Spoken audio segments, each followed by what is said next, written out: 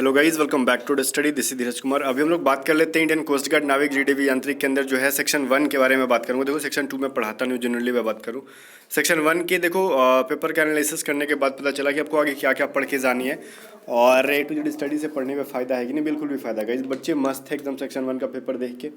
और वो थोड़ा सा मतलब जिसका पेपर अच्छा नहीं गया वो भी खुश है, इसलिए ना कि कम टाइम के अंदर जिसने वो स्कोर किया टू जेड स्टडी से उसको हेल्प मिला, अदरवाइज वो भी नहीं कर सकता था। ठीक है, इसलिए वो बच्चा भी खुश है जो जिसका कम अटेम्प्ट हुआ। बस उनका कहना ये है कि सर देखो कुछ कुछ टॉपिक्स है बताया मैं उन्होंने कि ये सभी चीज़ अगर पढ़ के गए होते तो और क्वेश्चन बन जाते। ठीक है, तो चलो। और हाँ, एक चीज़ यहाँ पे सबसे पहले इंग्लिश के बारे में बात करूँगा कि इंग्लिश के ऊपर जरा ध्यान दो। पैसेज आ रहे हैं, ठीक है। पिछली बार से कभी पैसेज आया नहीं था नाविक जीडीवी यांत्रिक के अंदर, बट इस बार जो है पैसेज है और ना ही इनके मॉक के अंदर पैसेज दिया गया था।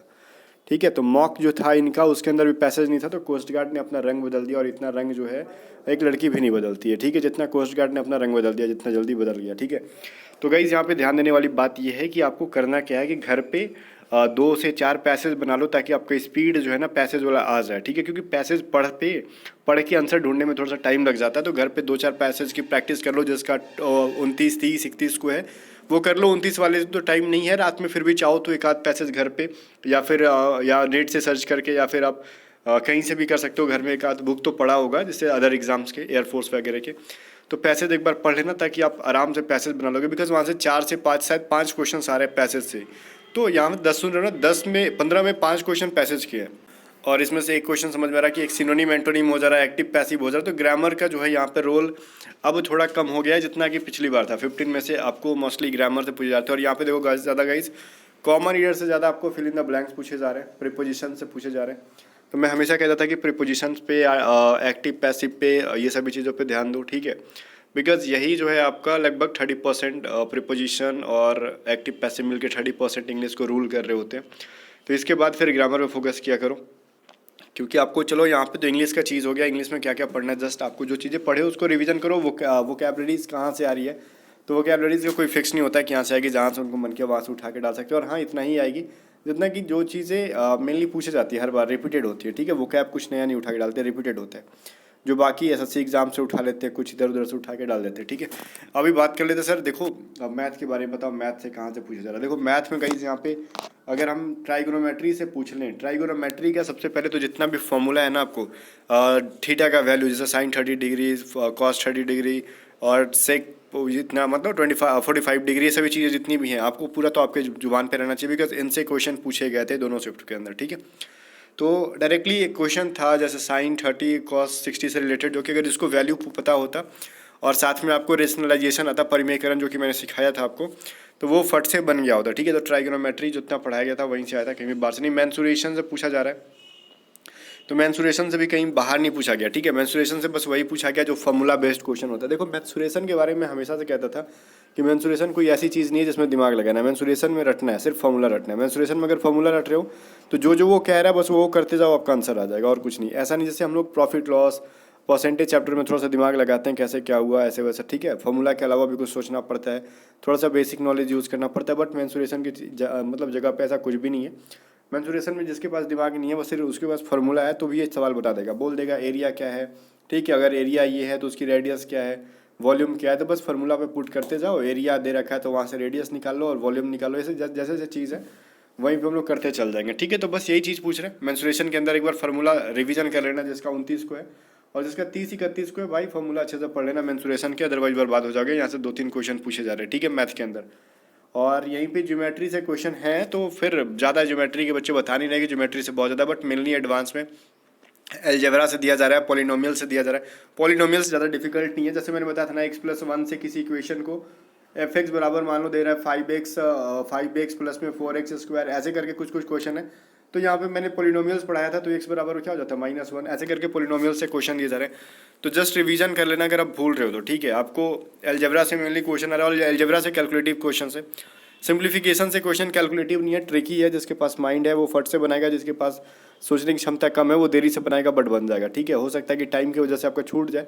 अगर आप लेंदी मेथड, जैसे एक क्वेश्चन आया था 0.5 × 0.05 मल्टीप्लाई 0.005। तो इस क्वेश्चन को बताने के लिए बहुत सारे लोग क्या करते हैं ना, बहुत ज़्यादा लॉजिक लगा के पता नहीं क्या करते हैं, बट मैंने बताया भी था एनालिसिस के दौरान कि इसको बनाने के लिए बहुत ज़्यादा दिमाग नहीं लगाना है। बस 5/10 इंटू 5/100 इंटू 5/1000 लिख के बस ये गुना कर लेते हैं 125, और यहाँ पे 6 डिजिट है तो 125 से पहले 3 जीरो बैठा के उसके पहले एक पॉइंट उठा देते, जस्ट 3 से 4 सेकंड के अंदर ये क्वेश्चन का आंसर आ जाता है। ठीक है, तो यही चीज़ है कि आपको ऐसा नहीं है किसी मैथ के अंदर डेप्थ में घुसना है। ठीक है, जिसको मैथ का ओवरव्यू पता होगा, ठीक है, हर चैप्टर का बेसिक कंसेप्ट क्लियर होगा, वो बना लेगा। किसी भी चैप्टर से डेप्थ में जाके वो लोग नहीं पूछ रहे हैं। ठीक है, जैसे कि आपका जीडी में पूछा जाता है, जैसे या फिर एसएससी जीडी के बारे में बात कर लूँ, या फिर किसी अदर एग्जाम्स के अंदर होता है ना, जैसे कि एयरफोर्स वाई ग्रुप में मैथ पूछता है तो थोड़ा सा डेप्थ में घुस जाते हैं वो लोग, बट कोस्ट गार्ड के अंदर मैथ में डेप्थ में नहीं घुस रहे, ऊपर ऊपर ले रहे हैं, और ऊपर ऊपर में ही बच्चे छोड़ रहे हैं क्योंकि वो ज़्यादा डेप्थ में पढ़ने के चक्कर में ऊपर ऊपर का बेसिक चीज़ भूल जाते हैं।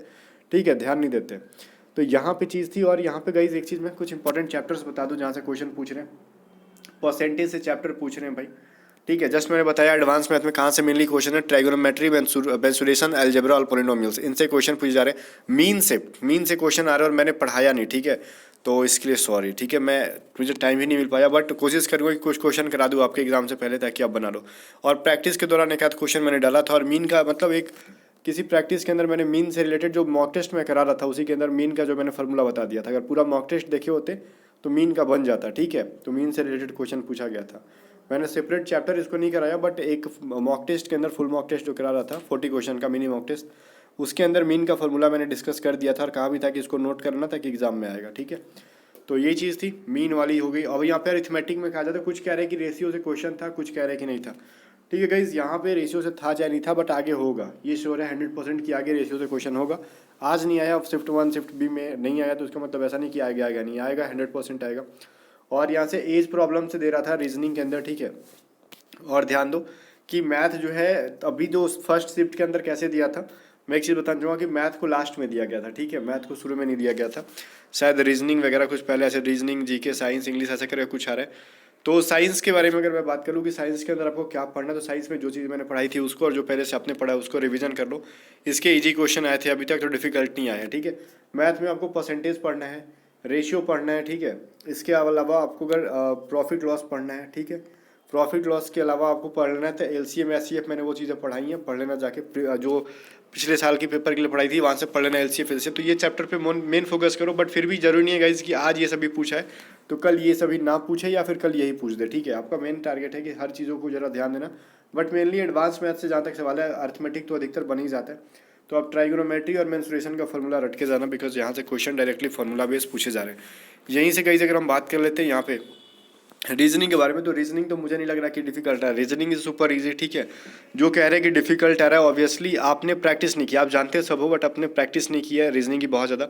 तो रीजनिंग इज़ नॉट अबाउट कि सिर्फ हमने लर्न कर लिया हो गया। ठीक है, तो रीजनिंग प्रैक्टिस पे डिपेंड करता है, जो प्रैक्टिस करेगा। देखो, रीजनिंग में कोई लॉजिक होता नहीं है, पहली बात ये कि ऐसा नहीं कि मैंने कुछ चैप्टर्स को छोड़ दिया जाए, डायरेक्शन को, ब्लड रिलेशन को, अगर इन सबको छोड़ दिया जाए तो फिर आगे जाके नंबर सिस्टम हो गया, जैसे नंबर सीरीज़ हो गया, अल्फ़ाबेट सीरीज़ हो गया, कोडिंग डिकोडिंग हो गया, इन सभी का कोई फिक्स रूल थोड़ी है। कितना इजी से सवाल पूछा गया था, कुछ एक्स मतलब ABCD करके कुछ 4 अक्षर का डिजिट था, 6 अक्षर का, और 3 लेटर को उल्टा कर दिया गया था। वही बोल रहा था बच्चा, सर ये क्वेश्चन बना नहीं मेरे से, तो फिर समझ सकते हो उसकी तैयारी कैसी होगी।